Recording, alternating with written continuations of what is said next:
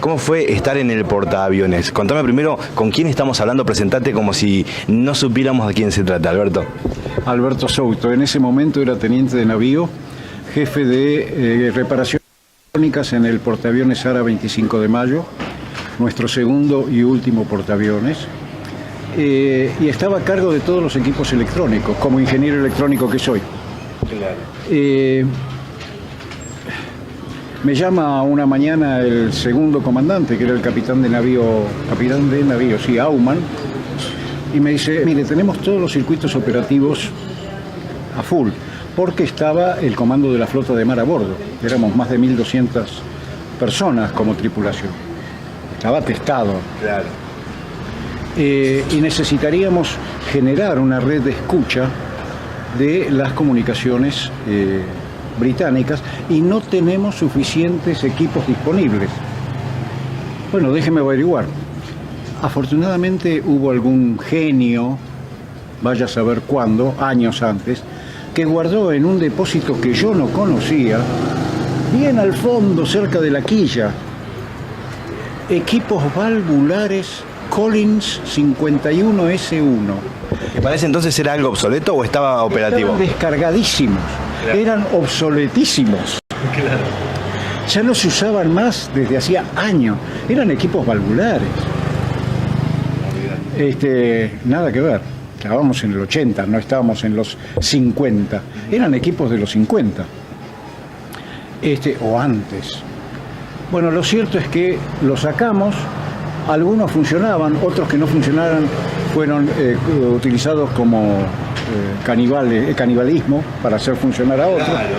Lo cierto es que tendimos en 2 días con el personal, todos técnicos electrónicos, del cargo, reparaciones electrónicas, tendimos unos cables de antena, organicé la guardia, repartí las frecuencias, seleccioné a todos los que hablábamos inglés correctamente.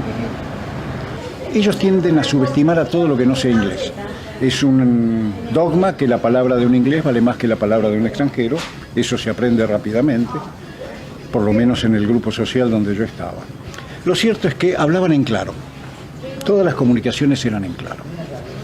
Nosotros contrarrestamos con algo que después hicieron los norteamericanos, bastante después, y que hicieron una película que creo que en castellano se llamó Código Flecha Rota, donde usan a los navajos para las comunicaciones. Bueno, nosotros no usamos navajos. Usamos a los cocineros, camareros, todo aquel que fuera chaqueño, formoseño, misionero, correntino y que hablara guaraní. Nuestro idioma, nuestro léxico, el guaraní, que tanto da vueltas por acá, que sigue dando vueltas en ese momento, fue una herramienta casi fundamental. Ellos no hablaban en código, no codificaban sus comunicaciones. Todo en claro, todo en claro. Entonces, claro, esa es la razón por la cual vos podías entenderle, aquel que hablaba perfecto el inglés, y el código que utilizaba el argentino era guaraní. Che, decirle que tal cosa, tata. Y le hablaba al otro, que por ahí era un cocinero, que estaba sentado, lo escuchaba y le decía al jefe de comunicación, dice tal y tal cosa. Nos hemos reído muchísimo, esto lo viví, nos hemos reído muchísimo cuando dijeron, no, deben ser pesqueros chinos, porque no se les entiende. ¿Vos conocés muchos británicos que sean expertos en guaraní? La verdad no. Ahí es donde comenzaba justamente la viveza criolla. Valga más que nunca, ¿verdad? Realmente es una de las tantas anécdotas. Y hay un título que me lo dijo por privado, Alberto. No fui yo. Por favor, relatámelo y contame de qué se trataba. Bueno, como jefe de reparaciones electrónicas, si no me voy por las ramas, pusimos los receptores 51 Sol 1, los Collins, valvulares. Pedimos prestados a la dotación cassettes, los pasacassettes, papel y lápiz. Repartí las frecuencias, entonces teníamos el scanning automático. Sí. Horas. Claro. Girando en la banda de frecuencia que le tocaba a cada uno para interceptar comunicaciones. Interceptamos las comunicaciones que los kelpers le pasaban a la flota sobre los movimientos de nuestra gente en las islas. Y el jefe de comunicaciones, con muy buen criterio, dijo, no las interceptemos. Estamos dispuestos a interceptarlas con una portadora. Pero no convenía, porque después teníamos que volver a buscar la frecuencia. Era preferible saber qué les decían, avisarle a los nuestros en guaraní, y cosa de que ellos contrarrestaran. Si les decían se movieron para tal lado, entonces te iba para el otro lado. Y dejabas desactualizada la información que le pasaban los kelpers. Es todo un juego de viveza. Bueno, lo cierto es que me pasé 36 horas, yo me reservé el lugar de la antecámara del camarote del segundo comandante, y en total me pasé 36 horas con el dedito. Buscando sintonías. En un momento dado, intercepto la comunicación en claro de un piloto, de un mirón, nosotros llamamos mirón, a la aeronave que con el radar busca y le pasa los datos al buque madre, al buque control aéreo, que dice, detectados blanco tamaño tal, hay tamaño 1, 2, 3, que son el tamaño de la banana en el radar, el más grande en este caso, rumbo tal, velocidad tal, y otros blancos menores, que eran nuestra escolta, yo no lo sabía en ese momento, y un montón de números que correspondían a la grilla. Me pareció importante, así que largué el grabador y me fui volando al puente del Almirante, donde estaba el comandante. Le digo, parte para el señor comandante, ni 5 de bolilla. Claro, estaban, porque era el 2 de mayo, y el 2 de mayo pasaba algo muy particular, inaudito, en el Atlántico Sur. Calma chicha, mar cero, mar de aceite. No se movía una onda en el agua.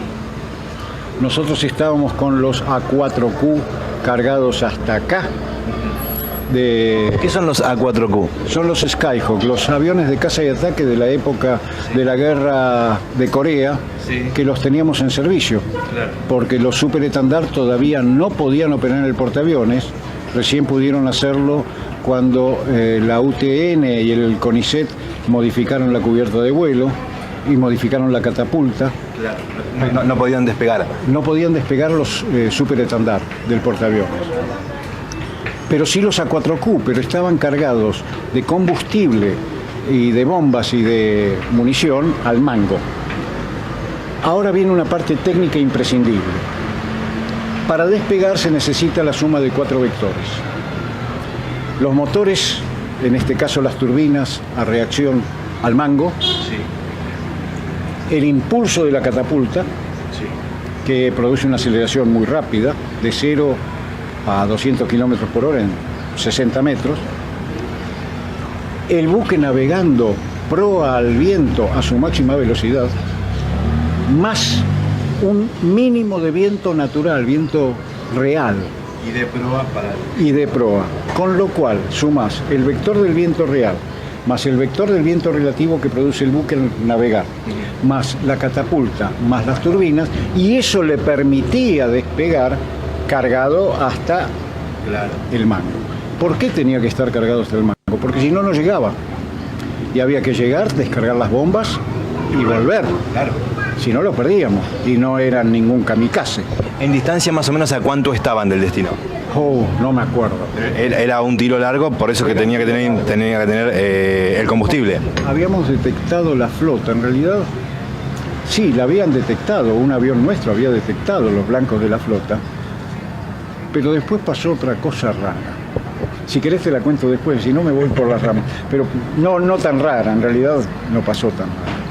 Bueno, lo cierto es que no podían despegar, porque no había viento, faltaban 14, 16 nudos de viento, pero no podían despegar, si no se caían.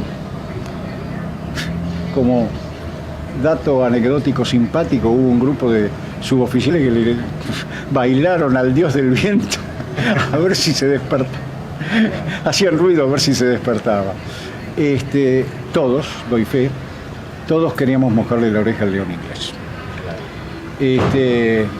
Queríamos cobrarnos lo del grano. No sé, yo no sé si teníamos miedo. Supongo que sí, pero En ese momento había un sentimiento de toda la tripulación y me consta que con otros jefes en otras divisiones pasaba exactamente lo mismo. Queríamos tocarlos. Realmente queríamos tocarlos. Infligirles algún daño. Bueno, en un momento dado intercepto la comunicación que te dije de ese mirón que le informa al buque control aéreo: buque tal, parte para el señor comandante, ni bolilla. Por segunda vez, parte para el señor comandante, ni bolilla. Lo agarro del hombro y lo giro, que eso no se debe hacer. Tocar a una... Y me mira el almirante Sarcona, en ese momento era capitán de navío, después llegó almirante, me mira con cara de te voy a mandar al calabozo. ¿Qué haces tocándome? Poco menos. Y además moviéndolo de prepo. No, disculpe, señor, parte para el señor comandante. ¿Qué pasa, Soto? Intercepté esta comunicación y me parece que puede ser importante. Las palabras fueron textuales, disculpen. La gran puta somos nosotros. Estaban dando referencias de su ubicación, su tamaño, todo coincidía, somos nosotros. Claro. Fueron las palabras grabadas a fuego textuales. La gran puta somos nosotros. Bueno, pusimos rumbo 270, que es rumbo este, para alejarnos de los portaaviones de ellos. ¿Por qué? Porque ellos sin viento pueden despegar. Podían despegar con el VSTOL, Vertical Takeoff and Landing, que son los Harrier que despegan verticalmente, mandando las turbinas para abajo, suben, las giran así y después siguen. Pero eso les representa un consumo de combustible enorme. Al consumir más combustible, tienen menor radio de acción. Claro. Con lo cual teníamos que jugar la cinemática para que pudieran llegar pero no volver. Con lo cual no llegaban. No tenía ¿por qué? Porque era llegar, atacarlos, pero y después... Bueno, no regresaban. La distancia no le da. Es todo un juego cinemático matemático, como suele ser la guerra moderna. No es ya flechas y espadas, es mucha matemática. Entonces, ¿qué hicieron? Comenzaron a alejarse de ellos. Nos alejamos. Yo me fui a dormir, llevaba 36 horas sin dormir, con el scanning automático.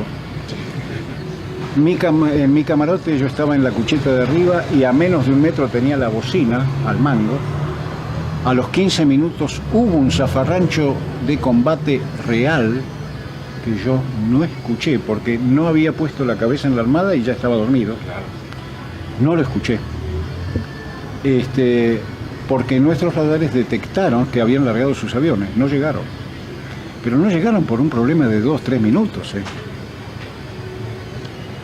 Bueno, lo cierto es que se me puso la piel de gallina cuando hace 2 años compré por Amazon un montón de libros de autores británicos, uno de los cuales es del piloto del Harrier que nos detectó y narra exactamente lo mismo, pero del otro lado. Intenté contactarlo por la editorial y por Facebook. La editorial no me contestó y Facebook tampoco, porque era interesante intercambiar las propias experiencias.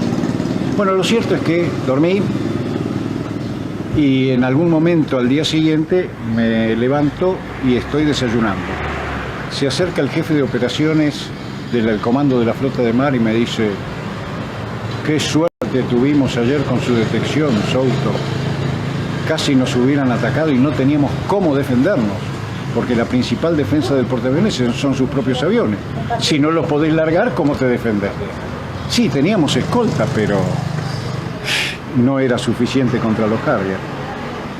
Y mi respuesta fue: no fui yo, señor, fue Stella Maris. ¿Quién es Stella Maris, Souto?